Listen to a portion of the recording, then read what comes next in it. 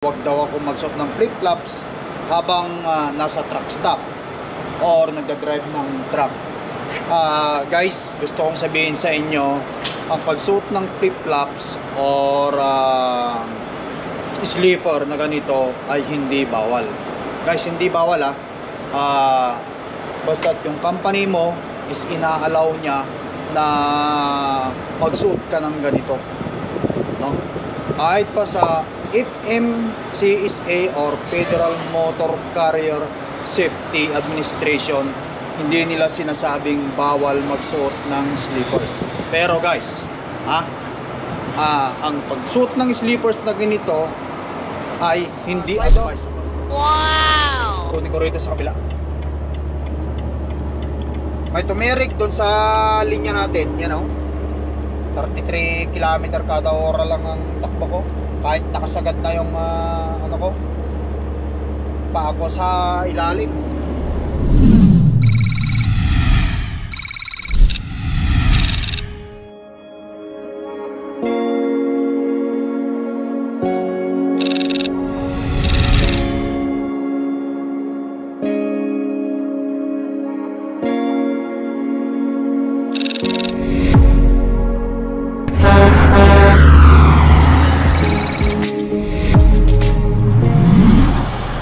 Alright guys, bukas ang timbangan, scale is open.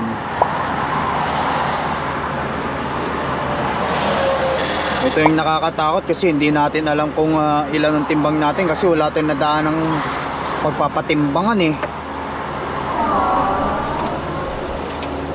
Nung nag-pick up tayo wala tayong nadaan ng pagpapatimbangan. Sana okay ang timbang ko. Oops, stop. Okay, so steer 5300, drive 1500,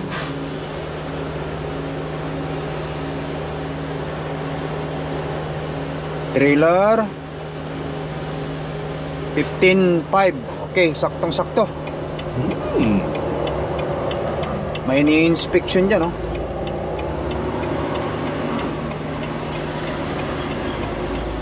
Okay, let's roll.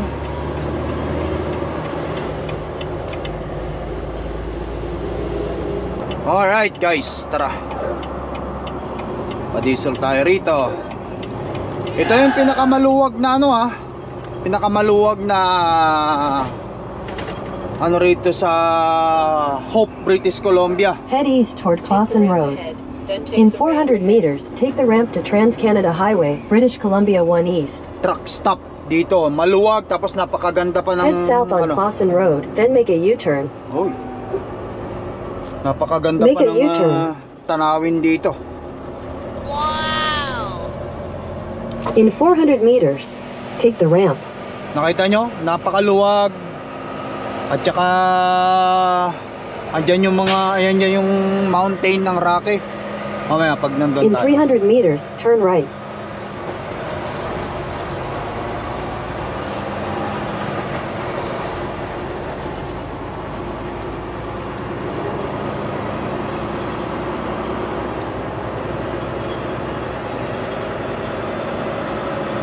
Pagtapa ko sa truck ng diesel, pultangin ko yung natin, trailer. Pultangin natin yung reaper. Yan sinasabi ko sa inyo guys napakaluwang ng truck stop na to. Andiyan pa yung mga bundok ang tataas.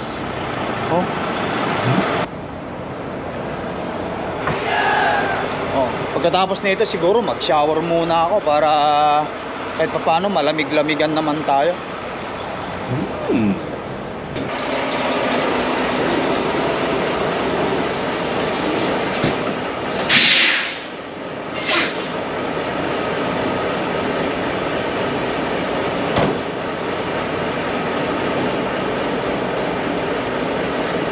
Alright, next is trailer naman.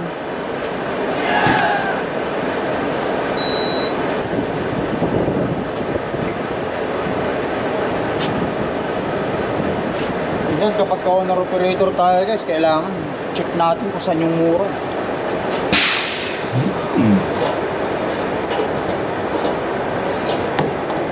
Saan ang murang papadisula.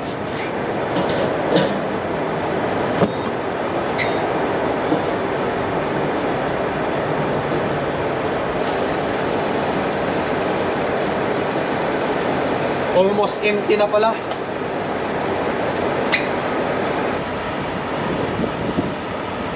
Alright you guys, ayan, gusto kong i-share sa inyo, no? Kasi may mga comment sa YouTube ko na parang inaipapahiwatig nila sa akin yung pagsuot ko ng katulad nito guys, flip-flops, no? May mga nagsabi doon before na wag daw ako magsuot ng flip-flops habang nasa truck stop or nagdadrive ng truck. Guys, gusto kong sabihin sa inyo, ang pagsuot ng flip-flops or sleeper na ganito ay hindi bawal. Guys, hindi bawal basta yung company mo is ina-allow niya na magsuot ka ng ganito, no? Kahit pa sa FMCSA or Federal Motor Carrier Safety Administration, hindi nila sinasabing bawal magsuot ng sleepers. Pero guys, ang pagsuot ng sleepers na ganito ay hindi advisable. Tandaan nyo, hindi bawal, hindi illegal magsuot ng sleeper na ganito kapag ka nagdadrive ka ng truck or naglalakad ka rito sa truck stop na to.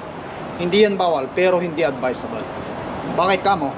Hindi advisable kasi may possibility na ma-aksidente ka or mas madali ka masugatan pag natisod ka. Siyempre, ayan kailangan talaga magsuot ka talaga ng safety, no?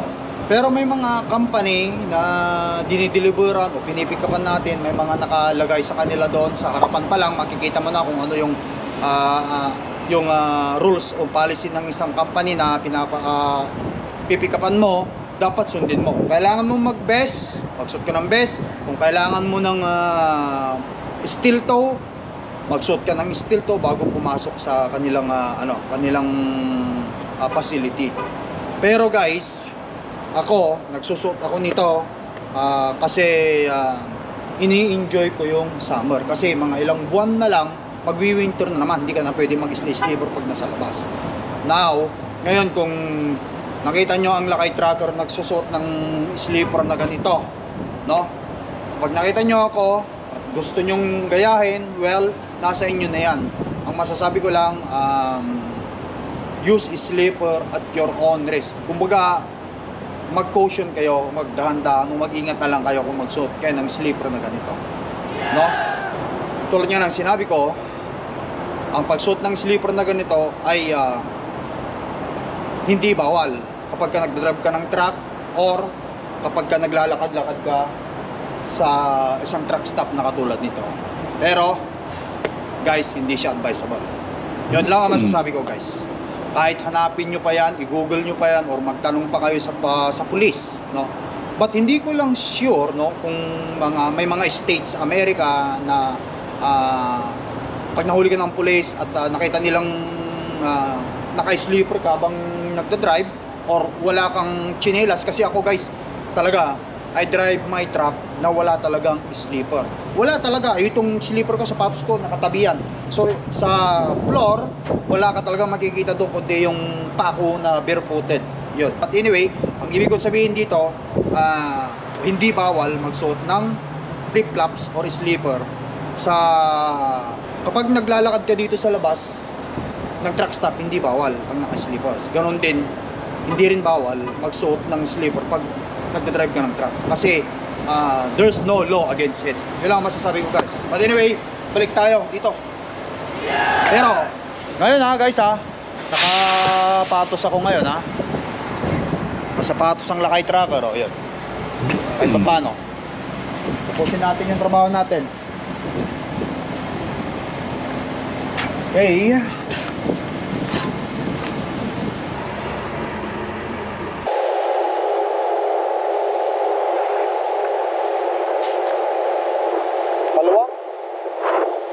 guys, ito na yung ano, alam ko. Kung mayroon pang iba, ay hindi ko na alam yun kasi matagal ko naman ng biyahe itong lugar na to. Ang pagkakalam ko talaga ito lang ang pinakamaluwang. It's either itong ESO na to at saka yung Flying J doon sa kabila. Magkatabi yan eh. Pero ang pagkakalam ko mas maluwang yata itong ESO na to eh. Flying J doon lang sa kabila. Makita natin yung sign ng Flying J.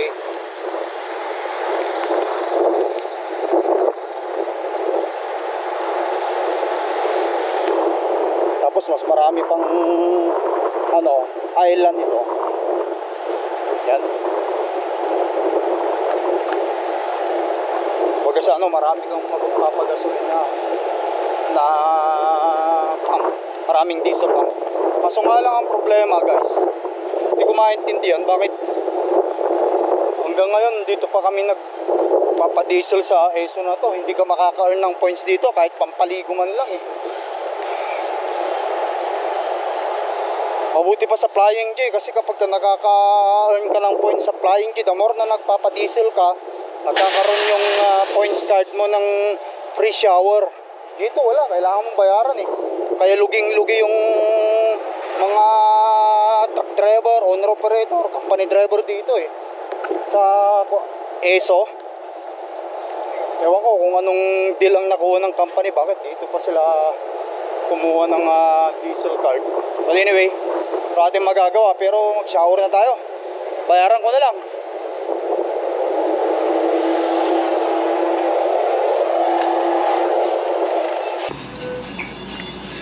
Ayan. Dito tayo sa number 1 shower nila. Tignan nga natin ang shower nila rito. Okay, nasan ba rin? Uy! Oh, maganda!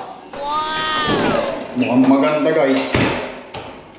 Mukhang maganda yung shower nila. Oh. Oh, ayos ah. Ang daming mga buton-buton oh. Oh, ito yung sinasabi na nila na klase ng showeran. Maraming buton-buton. Ayan na. Rain, sabi. Oh. Ikaw na. Oh, kanya nga lang. Baka naman sobrang init. Meron pa rito sa side dito. Ay hindi pa ako nakaubad guys. Kaya hindi ko muna mababasa lang yung damit ko. But anyway, maligo muna tayo. Kailangan na natin mag-shower para sa gano'n eh naman tayo, makapag-relax. Ayan guys ang ganda ng ng shower na to. Husky shower. Ito yung gustong gusto ko sa lahat ikaw na. Gusto ito, meron sabi dito raining. Meron pa pa-raining style. Meron pa itong jet. Ayos. Meron pang waterfall. Nawala yung waterfall. Ayan. Ayos mukhang maganda. Mag-shower muna ako.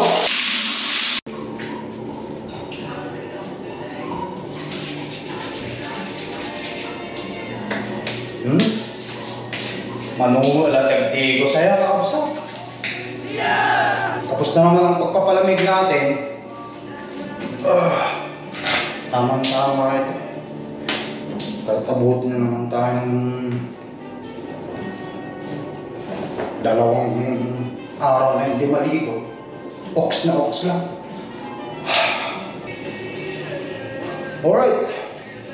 Let's go. Guys, ayan. Preskong-presko na tayo. Nakahanda na tayong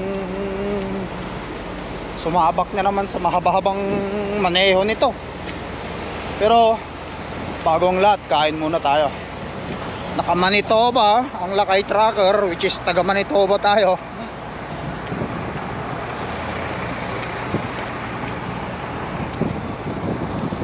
Ano?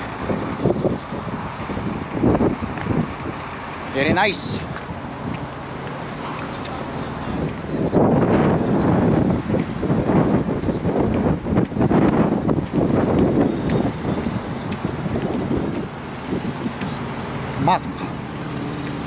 Yan.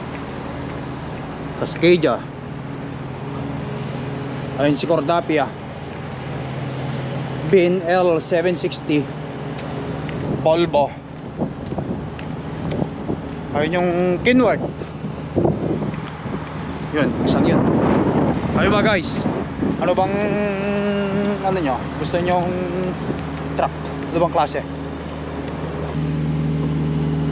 Mag-presko na tayo. Alright. Hello kita nyo talagang prinas ko pa talaga to. Ano lang muna.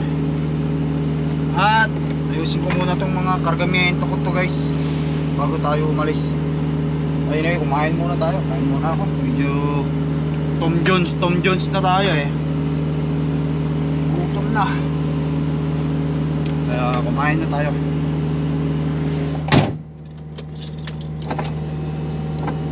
Buksan muna natin yan.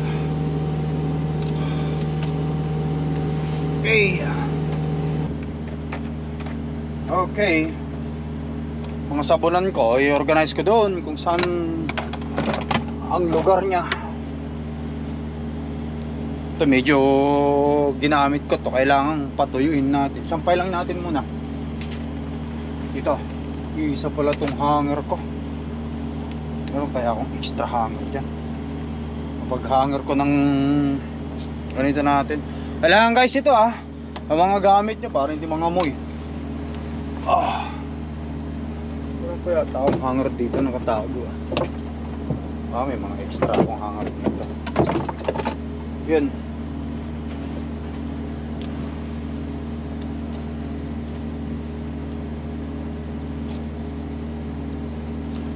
Patuyo lang natin itong mga to.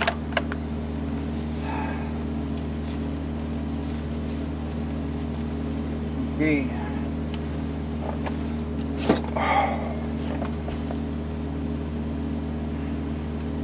Tapos itong mga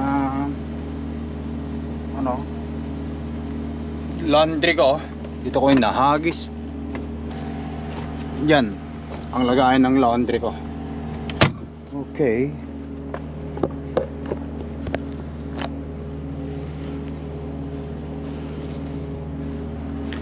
Ito yung pinangbabras ko sa slipper ko. Okay. Ngayon lang, organizein lang natin yan. Diyan ka lang muna. Okay. Tapos ito, siksik na lang natin dito yan. Yan, magagamit ulit yan. Alright guys, ayan. Kain tayo. Meron ako linuto itong gulay. Tapos noodles.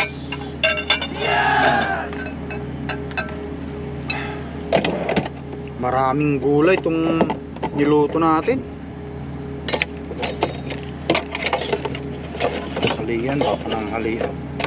Kasi inano ko na lahat dito kasi itong ko gawa nga ng baka masira na yung broccoli ko eh. Madali masira kapag kayong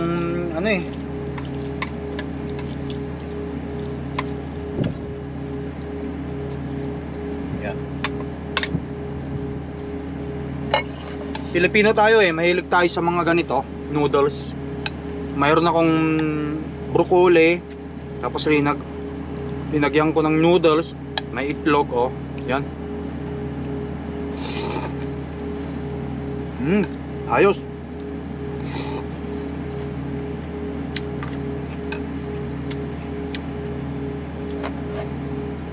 Minsan hindi natin maiwasang mag-carbs, carbohydrate ba? Meron tayong saging. Mga saging ko.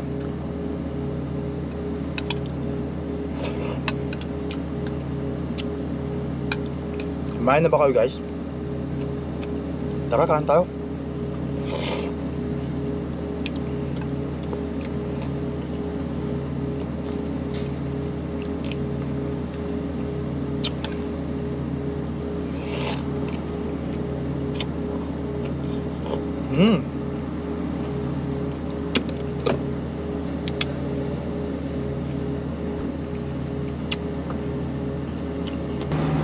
Alright guys, let's go! Yes!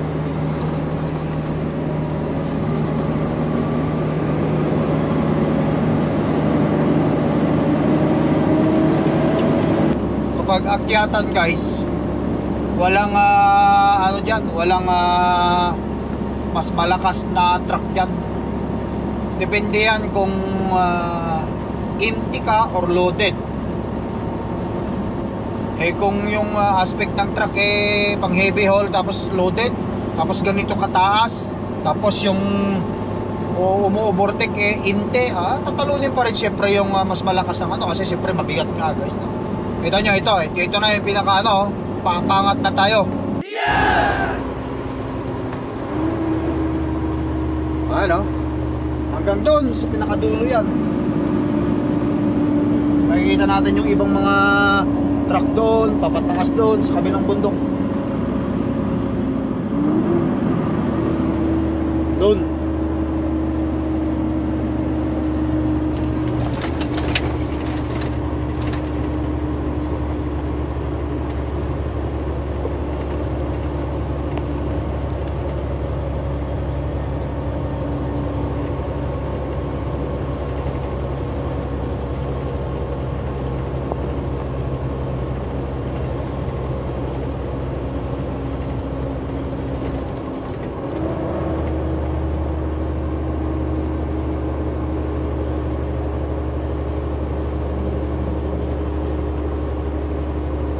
Ayun, 33 speed kilometer per hora.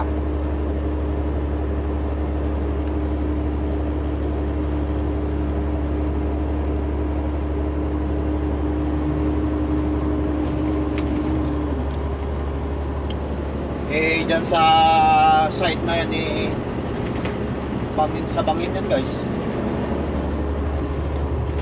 Ito guys Sokyos incline. Sokyos incline, meron pang na may tumirek doon sa side Wow! Kunin ko rito sa kabila. May tumirek doon sa linya natin, yan 33 km kada hora lang ang takbo ko. Kahit nakasagad na yung ano ko, paa ko sa ilalim.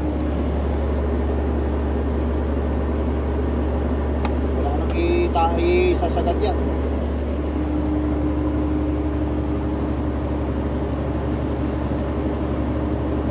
Tumirek.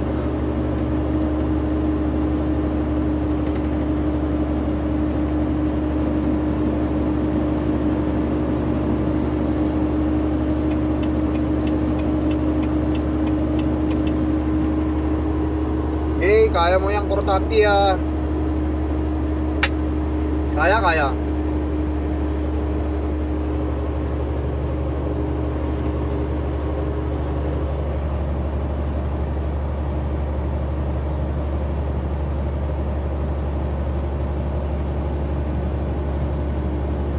Pero kung kotse lang, wala. Parang baliwala lang ng kotse.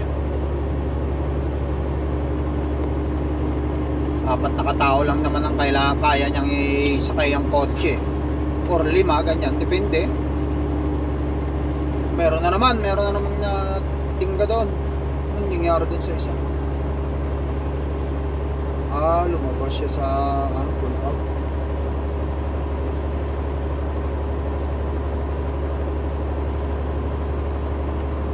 $34.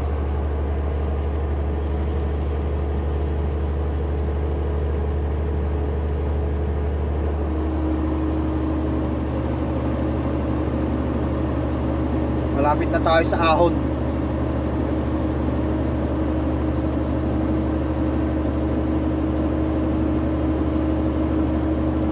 Bigat yata yan, bakal yata. Bakal na, prostek.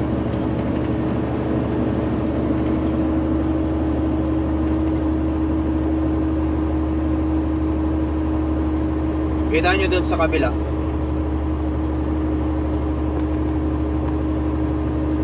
Yung palusong na yan, yung truck na yan, mabagal siya kasi talagang kapag magmamatuling ka dyan sa kabila na yan, ubusan ka ng preno yan. Sunog ang preno mo, brake chamber mo.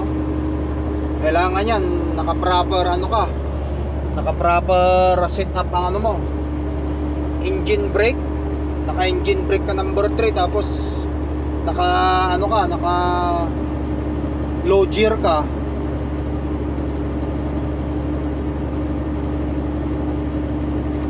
Tapos guys, yung approach mo pag palusong ka, hindi dapat mabilis talaga.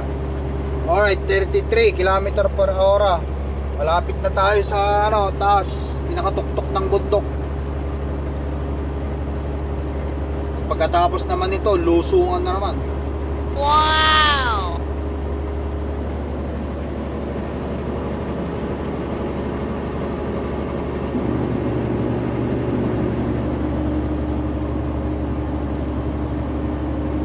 Alright.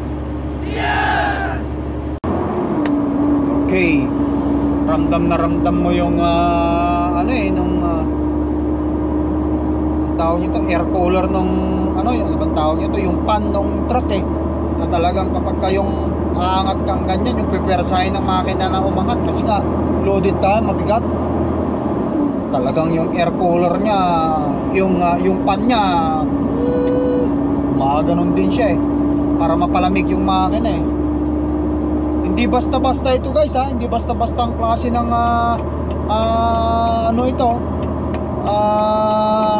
incline ito. Nasa nasa 15% incline yata itong Sokyos na to Yeah! But anyway, ayan, ito nakaraos na tayo rito. Yan sa Bandarean, lusungan na naman. Yan. Dito, lulusong naman tayo ngayon dito. Yan.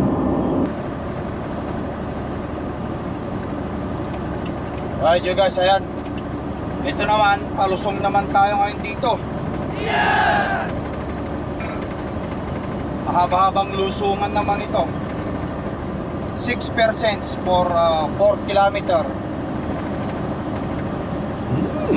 Lagay ko sa manual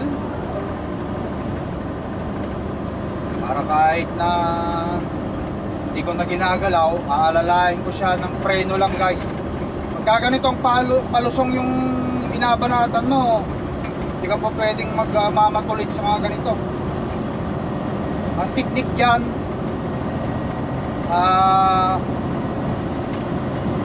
yung approach mo, magpababa ka, dapat babagal. Kaya mo mag-pick up ng speed yung truck, kasi mabilis lang mag-pick up ng speed yung mga yan dahil nga loaded.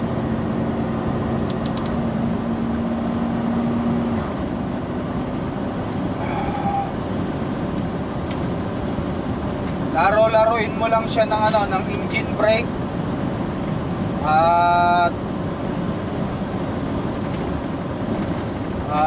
yung low gear, lagay mo sa low gear. Ang ginagawa ko, nilalagay ko siya sa manual kasi ito, ang kambyada niya may drive, may manual.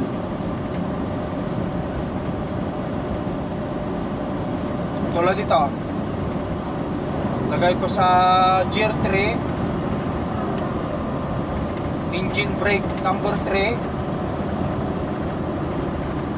So, lagay ko sa manual.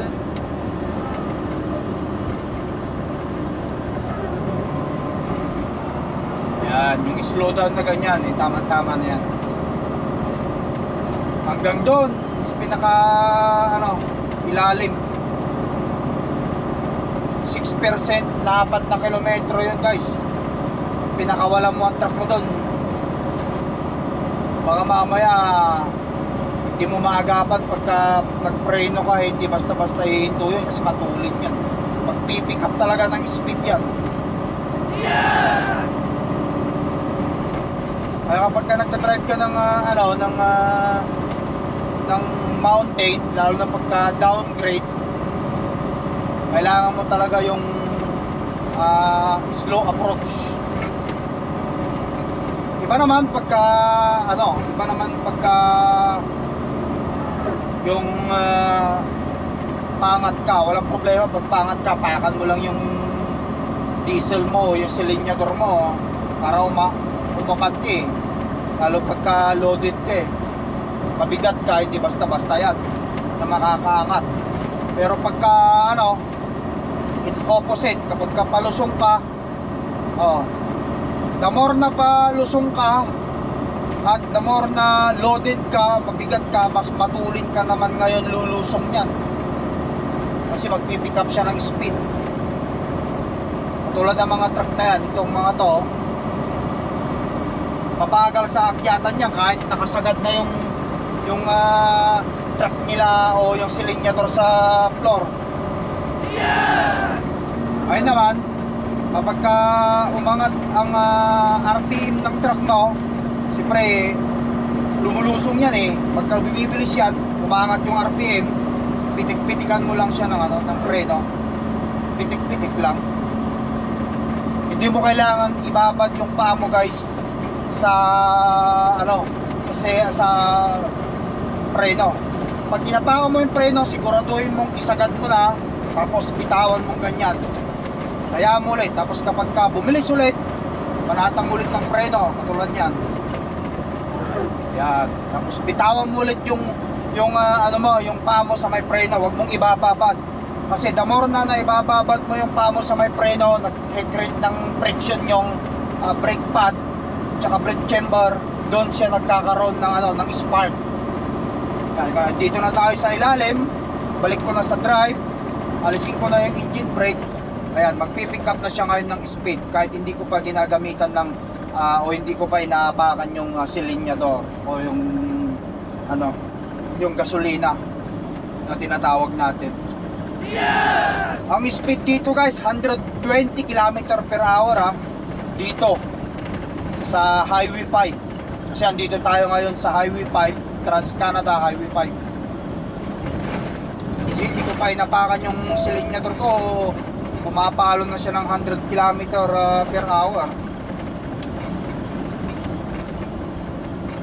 Pero anyway, okay na ito. Dito wala nang masyadong palusong, patag na yan hanggang makarating tayo ng Saskatchewan.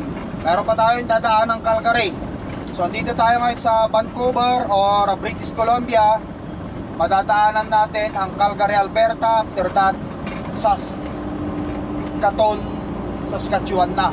So isang bayan pa ng Canada, Calgary, Alberta pa, or Alberta pa, province of Alberta pa madadaanan natin bago tayo makarating ng Saskatchewan. Bali, dalawang araw ang biyahe na to guys. Alright guys, ayan, Calgary, Alberta na tayo. After this, Saskatchewan na. Ayan o, kita natin yung sign na malaki. We are now in Calgary, Alberta.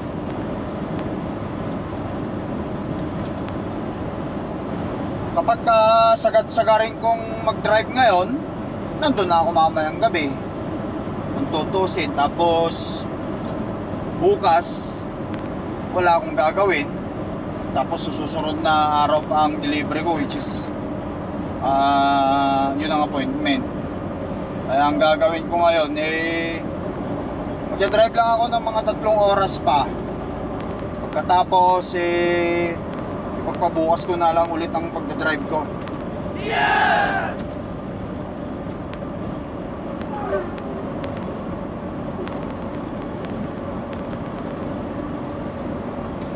Buti na lang kamo hindi masyadong ito, traffic.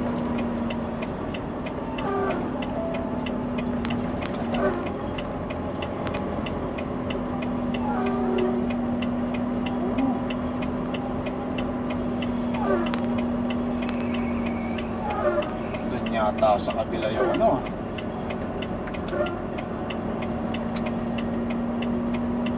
yata sa Turn kabila right at the yung stop sign, then take the first left.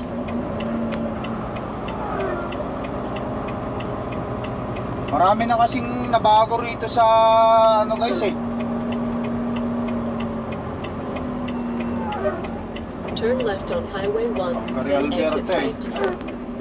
kasi mga bagong mga kaya kailangan kong diskartehan, alamin ko kung paano ko kasi itong GPS ko sa truck GPS hindi obra, ikot ako ikot. Ikot tayo doon, pabalik. Sala, sala.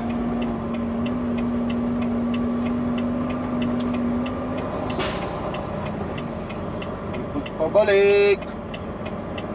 Bala yung napasok natin. Kailangan natin umikot. Doon sa kabila tayo. Doon, dapat sa kabila. Hindi na-update dito ng aking truck GPS. Itong Garmin ko eh. Kasi ginagawa ko sa bahay pagkano, ina-update ko naman siya eh. Ina-update ko naman to sa internet. Kaso wala pa rin eh. Kailangan na yata ng bagong GPS truck. Pulis pa pala to, no?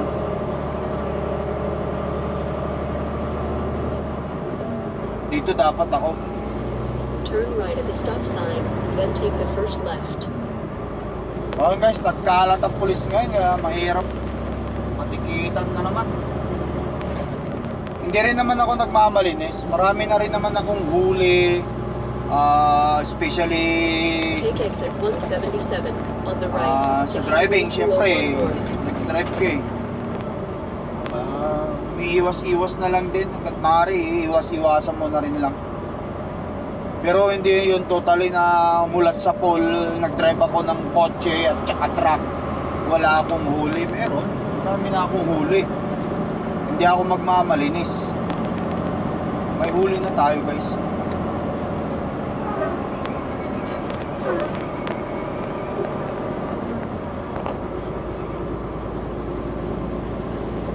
Okay, so In 1/4 mile, keep left to Highway 201.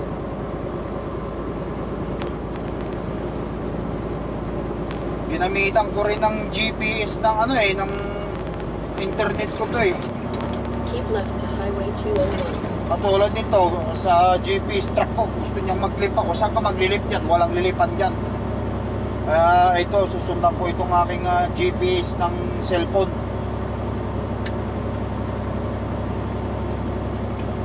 Kasi pag ano, maligaw-ligaw lang tayo dyan eh.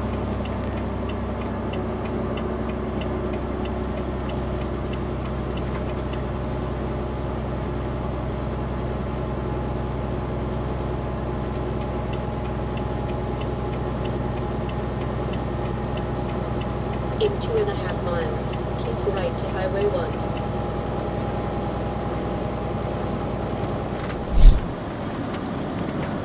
Alright guys, ayan, magandang oras sa ating lahat.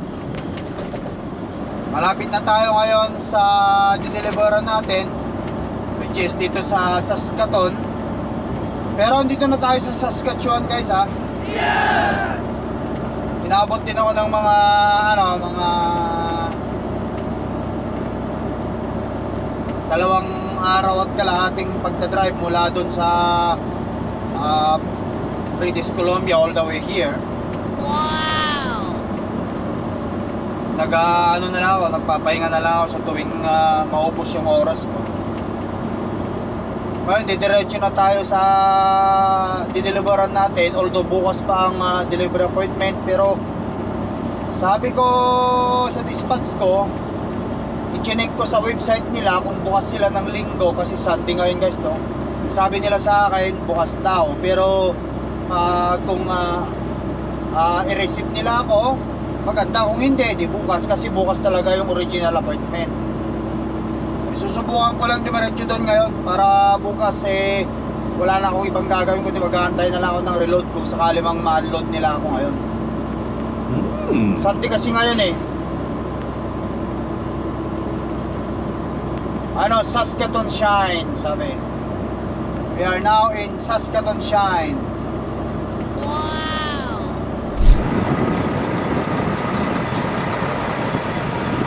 Alright guys, ayan, nabigyan na tayo ng door. Sabi, door 4. Tapos ako sa door. Tama ito.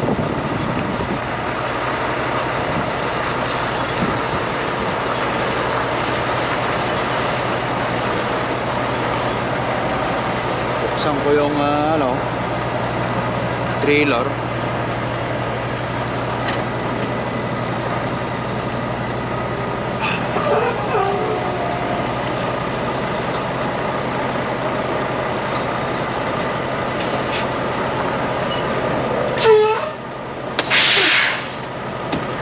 natin guys.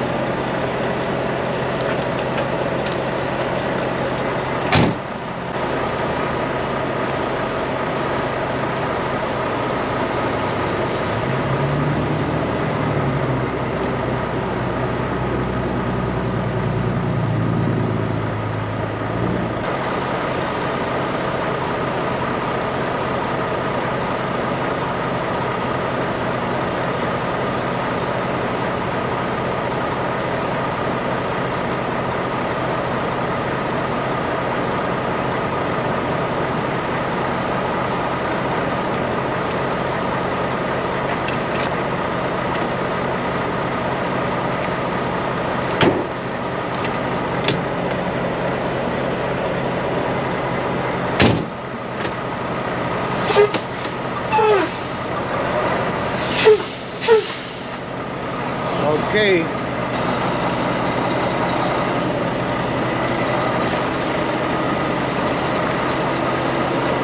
Okay guys, atras na tayo. Buksan na natin to.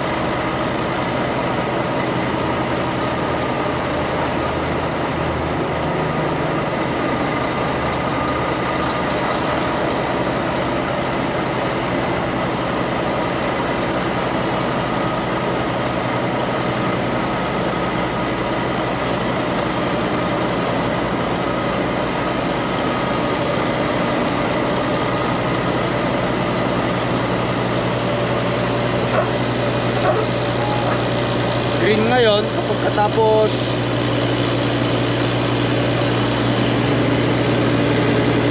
saan yan, red, download tayo,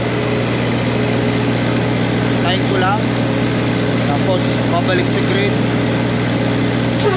pansin na tayo.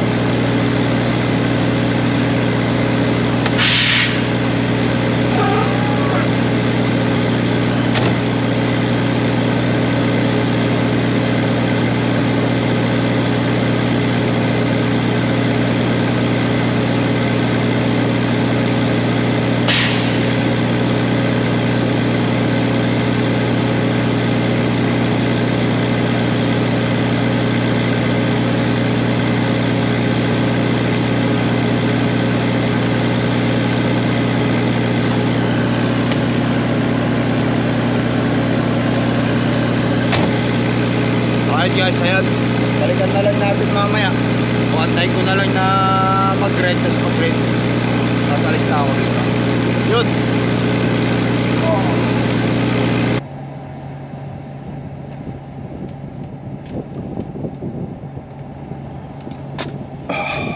Oops, green na tayo guys.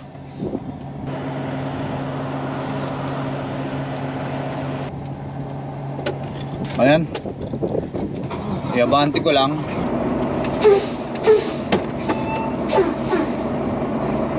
Okay, banti lang. Tapos babayin natin, check natin sa loob. Baka ano, kailangan natin magpahugas para sa sunod nating pickup. Let's go guys. Kalahati, yan, tama yan guys. Pagka ano, sakto pa yata dun sa may, ay, sakto pa sa tubigan. Ayan, putik. Oh my gulay. Okay, so tignan natin sa loob. Silipin na lang natin dito. Oh, marumi. Oh, ask ko sila kung kailangan ko magpahugas. Pahugasan natin tong ating ano, trailer kung sakali man.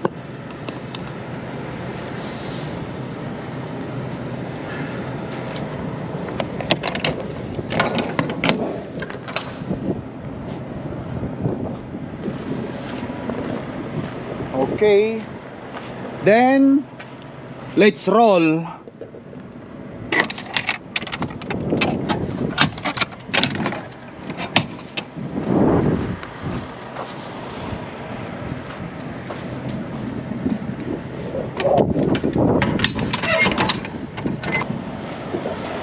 Alright yo guys, ayan, natapos yung ating mahabang paglalakbay dito sa load natin ito. But anyway, thank you. Lugar na to ha, dito tayo sa Saskatoon. Once again, it's Lakay Trucker here. Thank you very much sa inyong walang sawang panonood at pagsuporta sa video vlog nila ka. Ingat kayo lagi. God bless us all. Peace up. Bye bye for now.